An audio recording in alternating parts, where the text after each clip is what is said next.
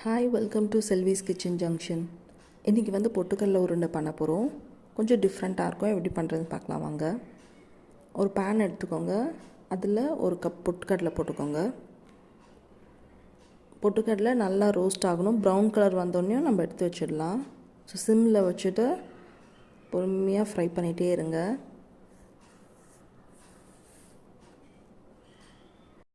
So இந்த கலரில் வந்தோடனே எடுத்து ஒரு மிக்ஸி ஜாருக்கு மாற்றிக்கோங்க. ஸோ இதுக்கு கொஞ்சம் ஸ்வீட்காக நான் கொஞ்சம் சுகர் போட்டுக்கிறேன், ஒயிட் சுகர். நீங்கள் ப்ரௌன் சுகர், வெல்லம் எது வேணாலும் போட்டுக்கலாம். சுகர் போட்டு இந்த மாதிரி நைஸாக அரைச்சி எடுத்துக்கோங்க.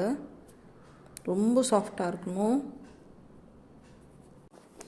உங்களுக்கு தேவையான நட்ஸ் நீங்கள் எடுத்துக்கோங்க. நான் இன்றைக்கி பாதாமும் முந்திரியும் நல்லா இடித்து எடுத்து வச்சுருக்கேன். ஸோ ஒரு பேனில் ஒரு 3 to 4 ஸ்பூன் வந்து கீ போட்டுக்கோங்க. அதில் இந்த நட்ஸ் எல்லாம் போட்டு கொஞ்சம் ரோஸ்ட் பண்ணிக்கலாம்.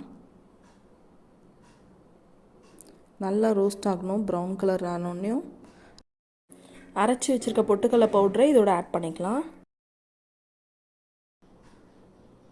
நல்லா மிக்ஸ் பண்ணிகிட்டே இருங்க. இது மிக்ஸ் பண்ண என்ன ஆகும்னா உங்களுக்கு அந்த சுகர் வந்து மெல்ட் ஆகும். மெல்ட் ஆனோடனே நல்லா டைட்டாகிடும். ஸோ நமக்கு எண்ட் வரைக்கும் இப்படி தான் இருக்கும். அது எதுவுமே ஆகாது. கொஞ்ச நேரம் லைட்டாக அப்படி மிக்ஸ் பண்ணிவிட்டு இப்போ ஸ்டவ் ஆஃப் பண்ணிக்கோங்க.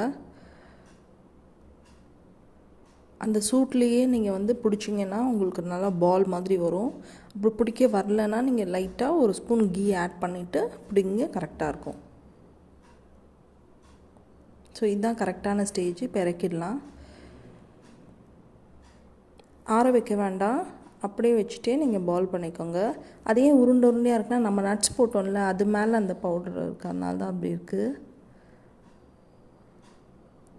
ஸோ நீங்கள் லைட்டாக பிடிக்க என்ன ஆகிடும்னா சுகர்னால் அது அப்படியே ரொம்ப இறுகி பால் மாதிரி நமக்கு வந்துடும்.